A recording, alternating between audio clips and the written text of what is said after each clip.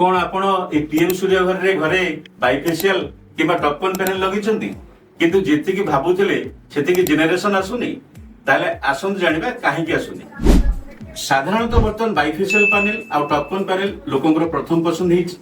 आ सब लोक कथा होचंती जे ऊपर भी जनरेशन हबो तळु भी जनरेशन हबो किंतु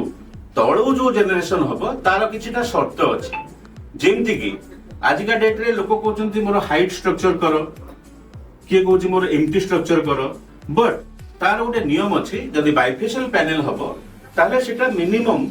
बा मैक्सिमम 3 फुट हाइट रे जदि माने फ्लोर लेवल रो अछि ताहेले बाइफेशियल आपन को जेनरेशन तळ पुट मध्ये दबो।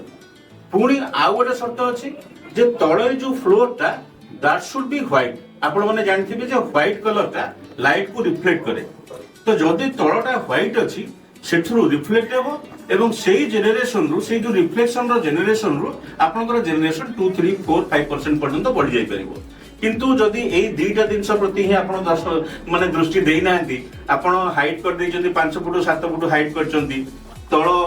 फ्लोरटा आपनकर ब्लैक बा माने अनफर्निश्ड अछि तो ताहले आपण बाइफेशियल पैनल बा टॉपकॉन पैनल रो जो तळु जो रिफ्लेक्शन रो जो एक्स्ट्रा जेनरेशन सेटा केबे हेले पाइबे नाही। तेणु एई जिनस प्रति ध्यान दियंतु 4 रु 5% पर्यंत अधिका जेनरेशन पांतु।